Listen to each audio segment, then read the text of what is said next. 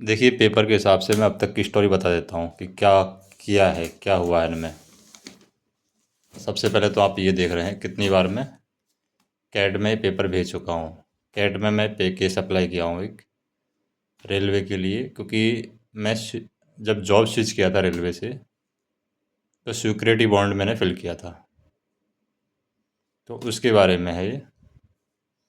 इसमें क्या हुआ है, देखिए, जब हम कैट में ऑनलाइन पेपर फिल करते हैं तो ये एड्रेस है, इस पर हम पेपर भेजते हैं। To filing section, central administrative tribunal, CAT Mumbai bench.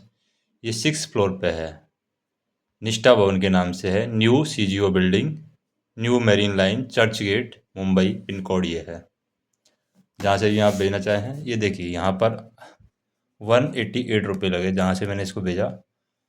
15/12/2025 को मैंने भेजा था इसको। ये केस फाइल कब किया था, अभी देखिए इस तरीके से लिफाफे, जैसे जितने रेस्पोंडेंट होते हैं उतने ही लिफाफे देने होते हैं। जैसे देखिए यहाँ पर सीनियर डीपीओ को भेजा है, senior DPO, central railway Mumbai.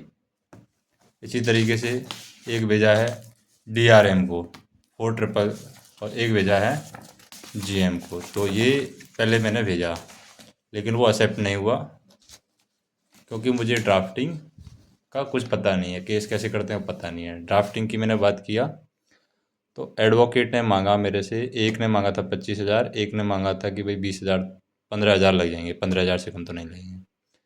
क्योंकि मेरे पास पैसे थे नहीं, तो मैंने खुद फिर उसको पर्सनल एप्लीकेंट करके मैंने खुद उसको अप्लाई किया। अब उसमें कैट में क्या है, स्क्रूटनी होती है। कोई भी आप पेपर पब्लिश करते हैं, पेपर देते हैं, तो उसकी स्क्रूटनी होती है कि आपका केस जायज़ है या नहीं। तो जैसे मेरा ये केस था, वो था 10 अक्टूबर 2024 का, और मैंने प्रति 1 साल के अंदर ये भरना होता है।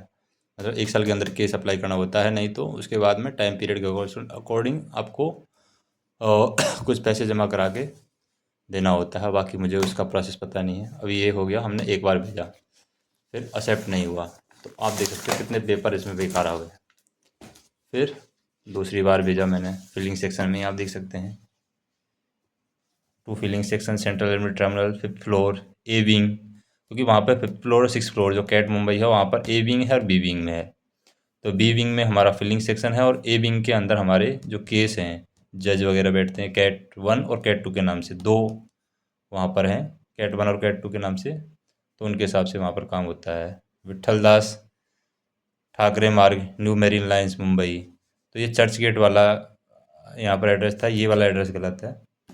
लेकिन फिर भी चलो, हमने ये दूसरी बार भेजा, तो इसमें भी पैसे लगे हमारे 200 रुपये 300 के आसपास। यहाँ पर भी एक्सेप्ट नहीं हुआ। ये पेपर्स हैं बहुत सारे। ठीक है, तो इसमें मटेरियल तो मैं आपको नहीं दिखा सकता, लेकिन ये A1 A2 इस तरीके से लिखते हैं, वो एनेक्सर होता है। तो ये जो मैं रिप्रेजेंटेशन दिया था उसके बारे में है। अब देखिए पेपर कितने सारे होते हैं, लेकिन ये सबसे कम मटेरियल है। मेरा जो पेपर है उनमें सबसे कम मटेरियल है। बाकी 100-150 पेज, 200 पेज का एक फ़ाइल बनता है। फिर ये इस तरीके के हैं, कोई मतलब के नहीं हैं। अब इसमें मैं 3 चीज़ें यहाँ पर सपोर्टिंग डॉक्यूमेंट्स में लगाया था। एक तो मेमोरेंडम 44, जो कि रेलवे का था। एक 14-10 पैरा था, जो सिक्योरिटी बॉन्ड ट्रांसफ़र से रिलेटेड है। और एक था आपका 17/8/2016 का एक ऑर्डर है, जिसके अंदर ये बताया गया है कि रेजिग्नेशन जो आप लेते हैं, तो देखिए पहले मेरा इंडेक्स का फॉर्मेट ये था, cover, index of documents, original application. जबकि ये फॉर्मेट पूरा गलत है। फॉर्मेट इंडेक्स का अलग रहता है, वो मैं आपको बताऊंगा। इंडेक्स के बाद सिनॉप्सिस, ये तो सही है, लेकिन ये सब मटेरियल है, ग्राउंड ऑफ रिलीफ, ये सब हैं, ये सब चीज़ें यहाँ पर गलत है, तो ये भी रिजेक्ट हो गया। उसके बाद में 4 4 सेट 8 8 दो मैंने अप्लाई किए थे, तो ये भी रिजेक्ट हो गया, ये भी रिजेक्ट हो गया। ट्रू कॉपी लिखना होता है, जितने भी आपके एनेक्सर होते हैं, एनेक्सर जहाँ से स्टार्ट होता है, एनेक्सर जितना एनेक्सर आपका जहाँ पर एंड होगा वहाँ पर आपको ट्रू कॉपी लिख के सिग्नेचर करना होता है, पूरा नाम आएगा। और जो भी बिना एनेक्सर के होते हैं, जैसे ओ ए नंबर रहता है, ओए की नंबर जो फाइल रहती है उसके प्रत्येक पेज पर नीचे की साइड इनिशियल सिग्नेचर करना होता है, जैसे तीरथ। तो तीरथ इनिशियल सिग्नेचर आपको करना होगा। तो वो छोटी छोटी मिस्टेक होती हैं जो ड्राफ्टिंग के समय हमें पता चलती है, बाकी हमें पता नहीं चलती। जैसे ये मेरा रिजेक्ट हो गया था, कवरिंग पेपर लगाया था, रिजेक्ट हो गया 4 मार्च को, यहाँ पर देख सकते हैं। ये एसओ सेक्शन ऑफिसर होता है, उसने रिजेक्ट कर दिया था इसको। उसके बाद में ये सारे पेपर हमारे कोई काम के नहीं है, ये भी रिजेक्ट हो गए। फिर दोबारा से हमने भेजा एक बार और, फीलिंग सेक्शन कैट में, 5th फ्लोर 6th फ्लोर मिस्टा 1 विथाल दास्टा क्रमाग्र न्यू मेरीन लाइन्स। ठीक है, इसके बाद भी रिजेक्ट हो गया। फिर मुझे टाइम दिया गया फाइनली कि अगर 3 वीक के अंदर आपने ये ऑब्जेक्शन रिमूव नहीं किए तो आपको क्या है, केस रिजेक्ट कर देंगे हम। तो देखिए, फिर मैं कैट में गया और कैट में जा कर के देखा, तो फिर वहाँ पे मुझे ये इंडेक्स का फॉर्मेट पता चला कि ये ऑफिशियल ही वहाँ पर अप्लाई होता है। इसमें ऊपर लिखा जाता है before honourable central limit tribunal. ये आप ऑफिशियल फॉर्मेट है, ये देख सकते हैं इंडेक्स का। इस तरीके से लिखा जाता है, जैसे Tirath Ram Meena versus union of India and others. Union of India others में आ गया हमारा जीएम, डीआरएम और सीनियर डीपीओ। फिर इंडेक्स में आपका होता है कंपाइलेशन 1, एक कंपाइलेशन 2। कंपाइलेशन 1 में सिनॉप्सिस, केस का मोटा मोटा material, list of date, list of events, वो सब आ जाता है। Memo of original application.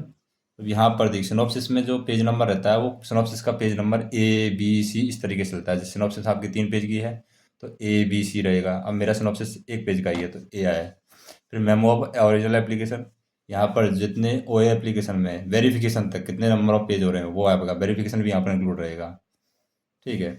और तीसरा रहता है कॉपी ऑफ रेस्पोंडेंट लेटर। तो ये जिसको हम चैलेंज कर रहे हैं वो एनेक्सर 1 बनता है। तो यहाँ पर एनेक्सर 1 लिखना होता है जिसको हम चैलेंज कर रहे हैं, कोई ऑर्डर ऐसा है जिसको हमें चैलेंज करना है। फिर कंपाइलेशन 2 के अंदर आता है जो भी आपके सपोर्टिंग डॉक्यूमेंट्स है वो सब एनेक्सर बन जाएगा। जैसे एनओसी मुझे दिया था उसका हमने बना दिया। फिर रिकवरी मेरे से जो पैसा लिया गया था उसको मैंने एनेक्सर बना दिया।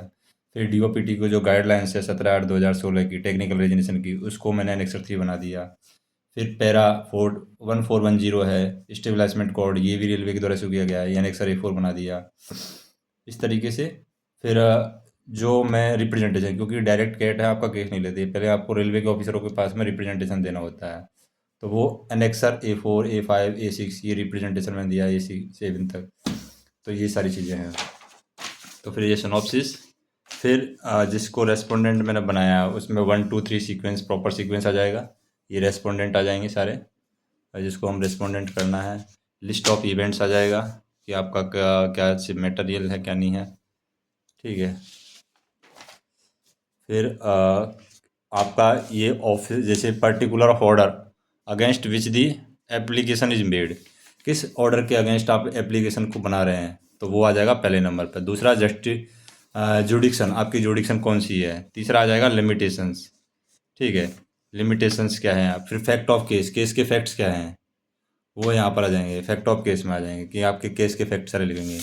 रिलीफ, ग्राउंड ऑफ रिलीफ, किस वजह से आप रिलीफ चाहते हैं, क्या वजह है 5वें नंबर पर। 6ठे नंबर पर आएगा रेमेडीज, क्या जितनी भी जो प्रोसेस है वो आपने एग्जिस्ट कर दी है। जैसे रेलवे के पास में जीएम डीआरएम सा, क्या आपने सब रिप्रेजेंटेशन कर लिया है, क्या उन्होंने कोई सॉल्यूशन नहीं दिया है, तो वो 6ठे नंबर पर जाएगा। मैटर नॉट प्रीवियसली फिल्ड, कहीं पे ये पहले भरा तो नहीं गया है, ये 7वें नंबर पर आ गया। रिलीफ शॉर्ट, आप क्या रिलीफ चाहते हैं, वो 8वें नंबर पर। ठीक है। फिर 9वें नंबर पर इंट्रीम ऑर्डर, आप क्या इंट्रीम ऑर्डर चाहते हैं। ठीक है। फिर ओरल हेयरिंग, ओरल हेयरिंग में यहाँ पर एक सेंटेंस आता है, वेदर ओरल हेयरिंग पीरियड, क्या आप ओरल हेयरिंग चाहते हैं कि ऑनलाइन हेयरिंग हो सके, यस या नो कर दीजिए। ओरल हेयरिंग में यस कर दिए। 11वें नंबर पर कोर्ट फीस का आपने लगा दिया कि भाई 50 रुपये कोर्ट फीस लगी आपकी।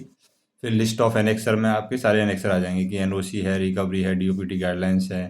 ठीक है, वो सारे आ जाएंगे, ये लिस्ट ऑफ एनेक्सर आ जाएगा। और फिर एक आता है वेरिफिकेशन। वेरिफिकेशन में क्या लिखना होता है, आपको कोई एफिडेविट बनाने की ज़रूरत नहीं है। मैं 2-3 बार तो एफिडेविट बना के पैसा खर्च कर दिया।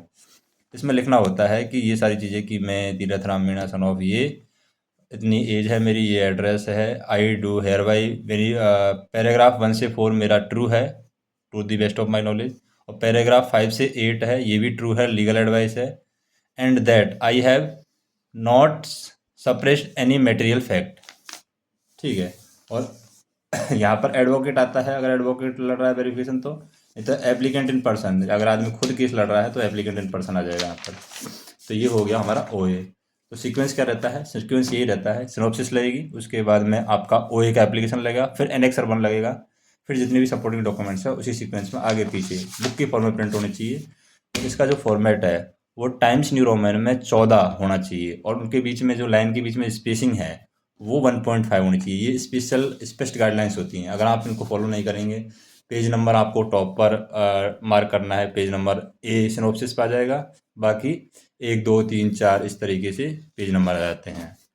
ठीक है, अभी जैसे ये रेजिग्नेशन लेटर था तो मैं ये कोई काम के नहीं है। फिर ये रेजिग्नेशन लेटर के बाद में ये एनओसी था। ठीक है, एनओसी के बाद में ये रिकवरी का रिसिप्ट है। रिकवरी के रिसिप्ट के बाद में ये वापस वही सेम सिचुएशन आ जाती है हमारी, कंपाइलेशन इंडेक्स वाला जो पेपर है। अभी मैं इन सबको क्या करूँगा, जला दूँगा, कोई काम के तो है नहीं है मेरे कोई। ये देखो इतनी सारी हो गया कई बार तो मैंने फाइल भी बना ली थी। फिर ये दोबारा भेजा था, फिर इस तरीके से लिफाफे भेजे थे, ये एक्सेप्ट नहीं किए क्योंकि लिफाफे बड़े चाहिए होते हैं। फिर मैंने स्टेटमेंट बनाए कोर्ट में बोलने के लिए, क्योंकि जब मेरी फर्स्ट हियरिंग हुई है तो उसमें मैंने क्या बोलना है मुझे सारा स्टेटमेंट लिखा, अभी मेरे को बोलना पड़ेगा बाद में। तो वो सारा मैंने नोट्स टाइप में बनाया क्या मुझे बोलना है। ठीक है, फिर ये हमारा सिस्टम सिचुएशन हो जाएगा। तो ये सारी चीज़ें हैं, बाकी हम देखते हैं। अभी ने स्टीयरिंग का डेट दिया है, क्या होता है आपको रिजल्ट बताएंगे, जो भी होगा जो भी होगा।